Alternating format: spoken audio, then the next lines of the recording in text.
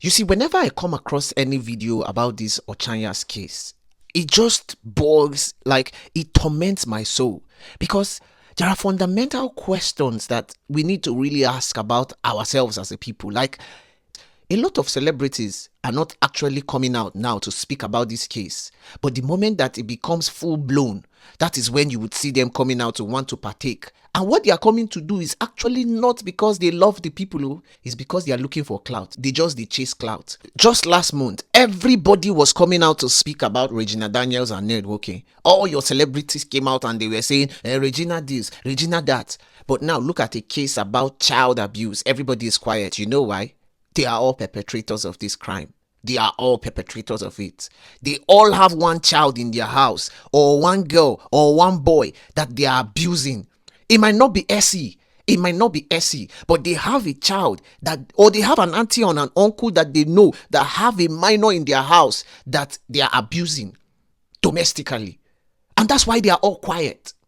Now, when I say celebrities, I'm not talking about our actresses or our actors or musicians. I mean all of your politicians, all of your religious leaders. Forget about Davido and Burna Boy. All these are our popular people in Nigeria. The reason why they are not coming out to speak is because they are all involved in this crime. Everyone is guilty of this crime.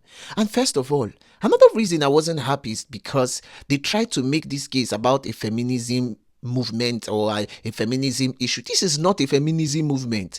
This is not about any yeye movement, because the whole even those of you who are these feminists, you're part of perpetrators of this crime. Why do I say this? Now, the first question that we are not asking, what is an 8-year-old child doing in a house that is not hers? Now, the sister came out to explain that this girl actually was being taken care of, but because of their community had an issue where there is no primary health care, and maybe it's because of the terrorism attack in Benue State.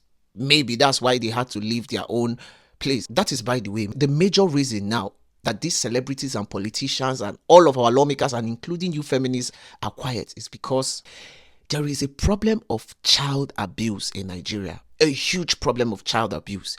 You would see a home where people would go and bring a child, a boy or a girl from the village or from somewhere or from their cousin that is just 6 years, 5 years, 8 years old. And then this person begins to walk like, I see it everywhere. Even my parents, there were times that they had to go and bring one of our uncles' a child, a girl from the village. That time she was a child. But they brought her and then she was washing plates and doing all this, doing domestic chores at home. Which for me, I think it is wrong. You would find a home where the brother and the sister, they are mature teenagers. They would cross their leg, sit down and not do anything. And then it is that small girl or that small boy that they brought from the village that would be practically doing everything in that house. It is that child that would cook. It is that child that would sweep. It is that child that would wash their clothes. Like somebody can be in the TV and the girl is washing plate. They would call her, come, go and bring a remote for me. Come, go and bring water for me. I mean, everybody in that household would be so lazy. And it is this child that would be doing the whole domestic chores in that house. These people see it as normal. And the fact is, even all of you fighting in this movement, whatever movement you are, they also have parents who have gone to the village to bring children to abuse them in their house. It is not just SE. It is not just SE. We have a lot of children being abused today in Nigeria. Look at the street. You see children hawking. You see children allowed to do things that you know that would put them at risk of different forms of abuse. Now, back to the case. This guy was a lecturer. Now, we're not even asking questions.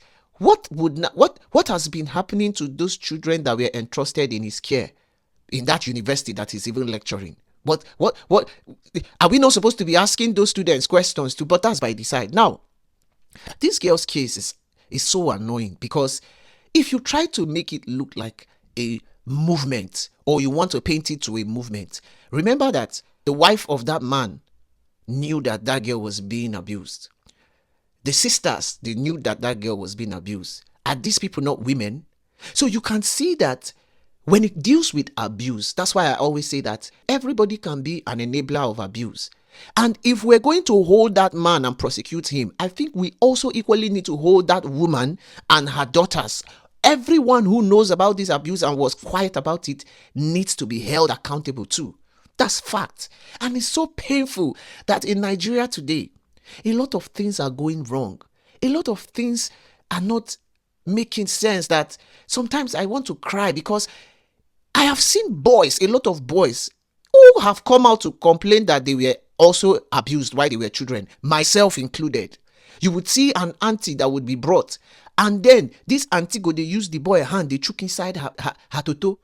She will use her hand to be using, because now they have vibrators. But while we were growing up, there were no vibrators. There were a lot of young children that, because those children could not complain, at 3 years, there were small boys that they would use their hand. Aunties, majority of these wicked women and men, they would use the hands of these boys and be choking inside their toto to enjoy themselves.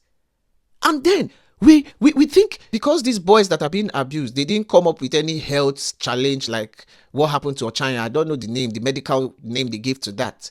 Because we don't see those boys also suffering from that. That's why we think we should be silent. That's why we think it's just only the girl child that is being abused. No, the whole system needs an overhaul. Everyone is involved in abuse. Every single person.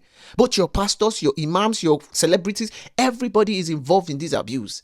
And then there are also a lot of videos I've been seeing lately of boys who are being raped. Small children, girls who are being raped. And I'm thinking, is this also a ritual thing? Or is it an occultic thing now that is going on? Because the country, the quest for materialism, everybody wants to make money.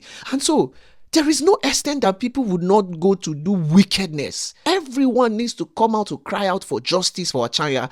Most of you would just on camera and you would be crying, doing fake emotions, forming, I don't know, you are looking for views.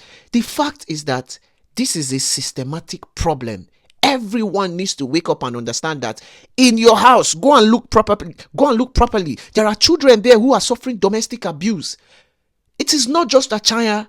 It is not a female thing. It is not a boy thing. It is a societal problem that we have.